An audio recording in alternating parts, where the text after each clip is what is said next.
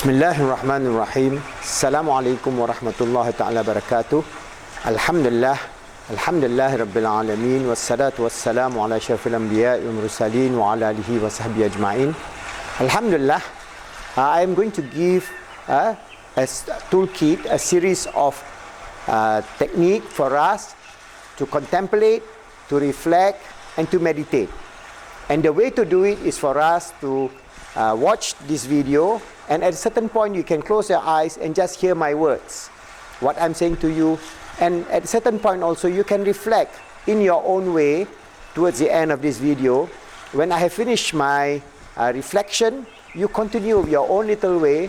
Find a comfortable place anywhere in your house, or maybe you can sit by the park or by the river or anywhere that is beautiful and nice, and contemplate of the grandeur of Allah, contemplate of the nature of this universe, contemplate over your existence on this world, contemplate of why you are on this earth, and so many of these existential questions that we have to understand. So today I'm going to give you the contemplation on the creation of the universe.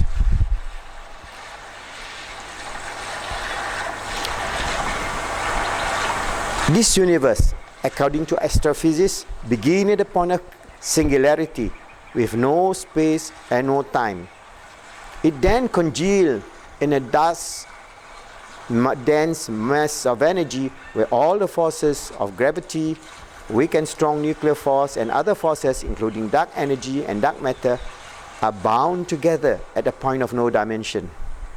Within a few nanosecond, a tremendous force started to expand this huge concentration of energy, and during this the Big Bang explosion and expansion create the dimension of space and time.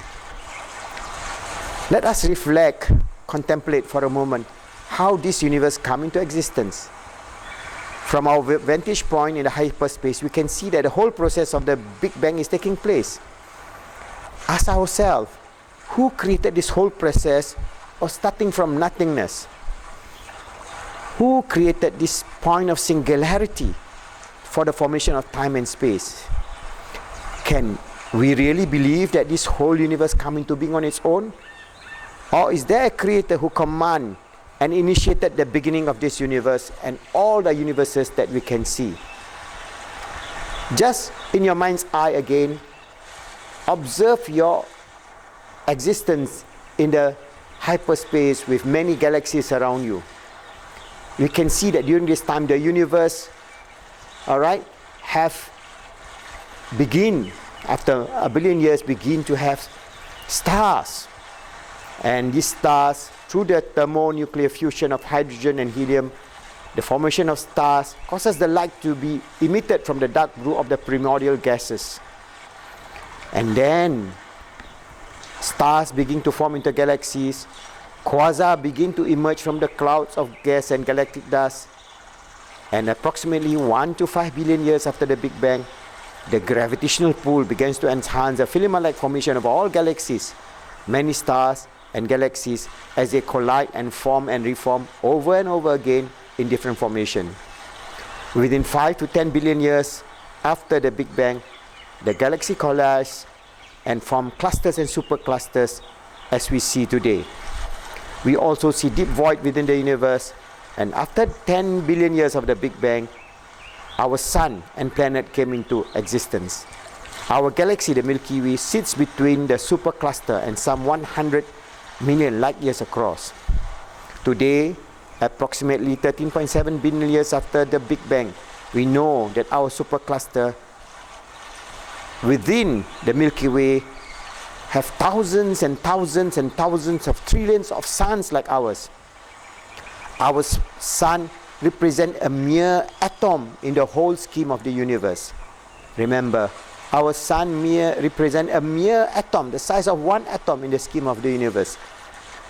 Now we know that beyond the observable physical universe, there are many more range of universe, dark energy, dark matter, and many more mysteries of the cosmos. After seeing this phenomena of the birth of the universe from our vantage point, from our mind's eye, realize that this whole drama of the existence of space and time and the universe is a creative process. This creative process must be created by an all-powerful, eternal and intelligent creator. In Islam, we call him Allah, and the process of existence of the universe began when Allah initiated a command be, and the universe became. This is simply described in Al-Quran. Is he not who created the heavens and the earth, able to create the like of them? Yes, indeed, he is all-knowing supreme creator.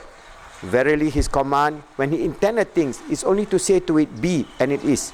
So glorified is he, the exalted, above all that they associate with him, and whose hand is the dominions of all things, and to him shall you all return. Al-Quran, Surah 36, verse 81 to 83.